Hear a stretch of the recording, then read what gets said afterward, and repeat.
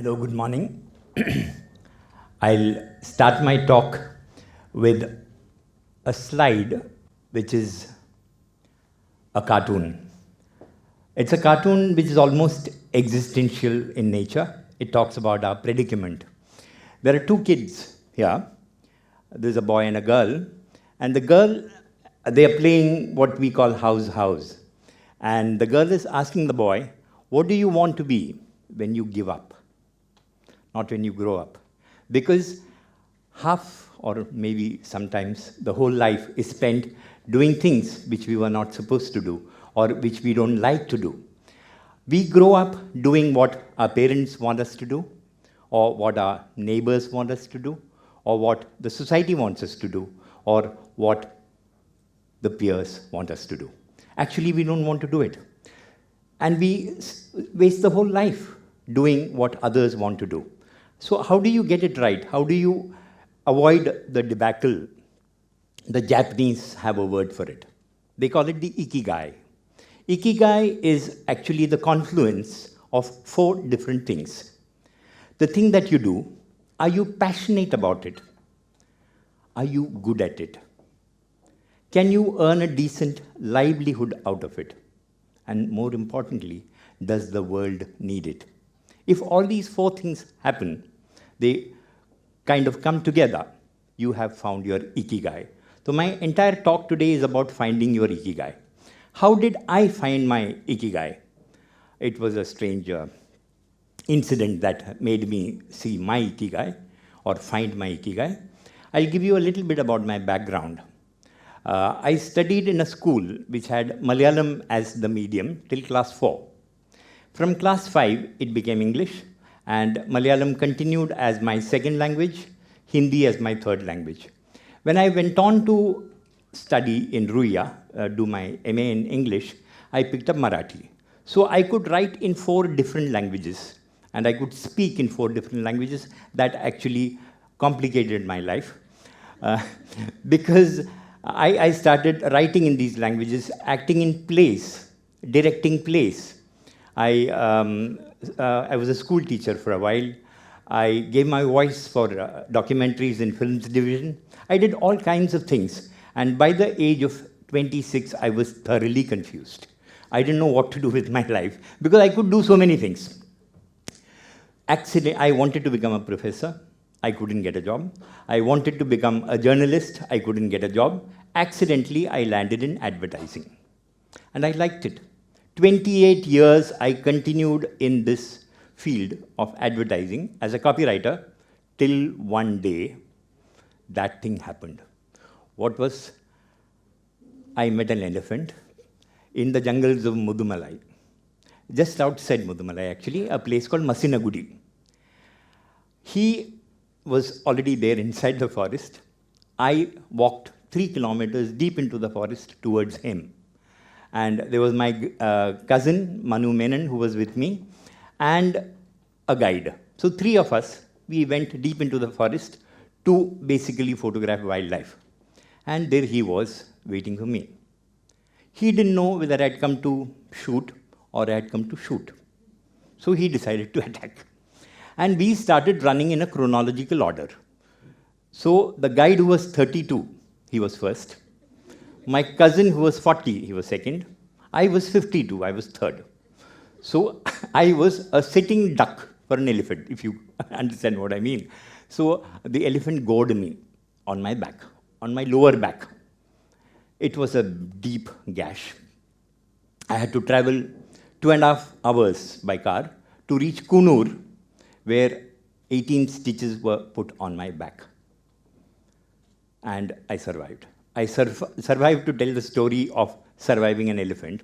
What happened was, I met a guy called Isaac. Isaac Kehimkar is a butterfly expert of BNHS. I met him in Sanjay Gandhi National Park, our own city forest.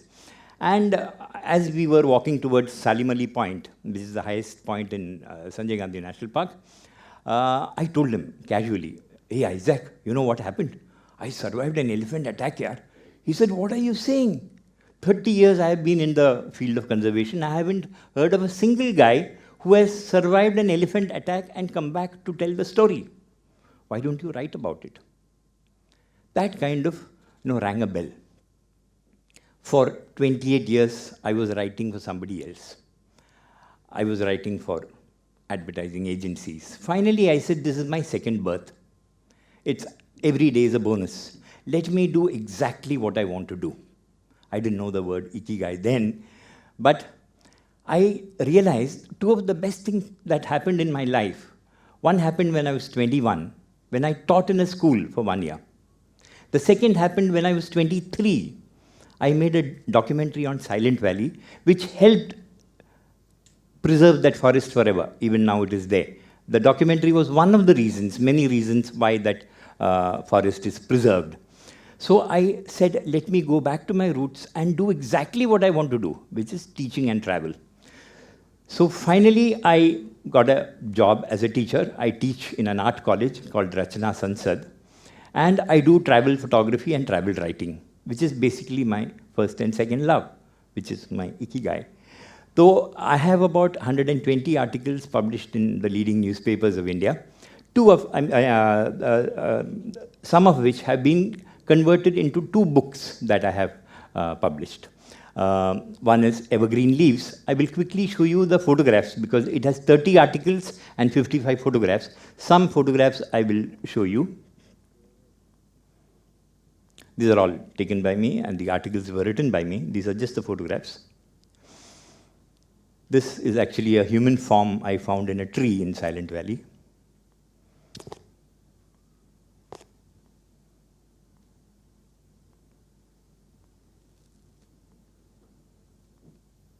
The second book is a book called Tales of a Driftwood, which has got mostly wildlife, but only 70%. The rest of it is anthropological stories and stories about tribes and historical places and all that. That book is in black and white. It has 36 articles or stories.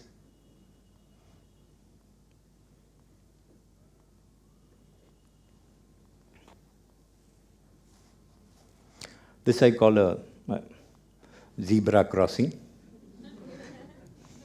I found it in Tanzania. This is actually a very interesting game. This is in Malaysia. There is a cave which is about 320 feet in height and 200 feet across. It's supposed to be the largest cave opening in the whole world. 25 lakh bats, 25 lakh bats come out of the cave every day and go 20 kilometers away to feed overnight and come back the next day morning. So I found a they happen in waves, one after the other. So I found a wave which is actually looking like a bird. It was serendipity, accident. So my point is, don't make things happen. But when they are about to happen, don't prevent them. Because many times, when it is about to happen, nature.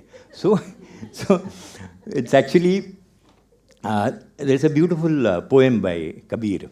He says, "Dhire dhire re mana, dhire sab kuch hoye. Mali siiche 100 ghada, ritu aaye phal hoye." It so beautifully says, oh mind, chill out. Don't be in a hurry. Things take their own time. Even if a gardener pours 100 pots of water every day, the tree will fruit only during the fruiting season. So beautifully it's explained.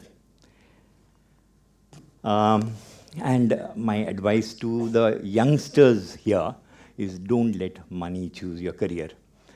Aajkal, the moment you pass out, salary kitna milega? First question, will I get an opportunity to learn there? Will I have a student here, my junior colleague, who actually came and never even asked me money. I hired him. He's here in the audience. The thing is, those days, we never used to ask how much will we get. Today, money is the guiding force behind career options. You will never find your Ikigai. I can guarantee you that. I'll tell you a beautiful story by Osho. Osho is Rajneesh. He talks about an old man. He's a 70-year-old man, very rich man, who started working 50 years ago, which means when he was 20. So he wanted to retire. So he said, let me find out how much I have earned. So he put a Munim on the job, and the Munim said, give me 3 months, time lagne wala hai. So he said, okay, take your time. So after 3 months, Munimji came and said, boss, it's very difficult to tell in terms of figure how much you have and what assets you have. I can tell you so much. You have earned enough money for 4 generations to live happily. He said, oh God, what about the 5th? And he started working all over again. so there's no limit, there's no end to desiring for money. So don't let it be a starting point also. Okay? So my point is, find your Ikigai. I found it when I was 52. Find it as early as possible, because you should not wait for the elephant. You may not survive. I did, but risky, boss. So on that happy note, bye. See you.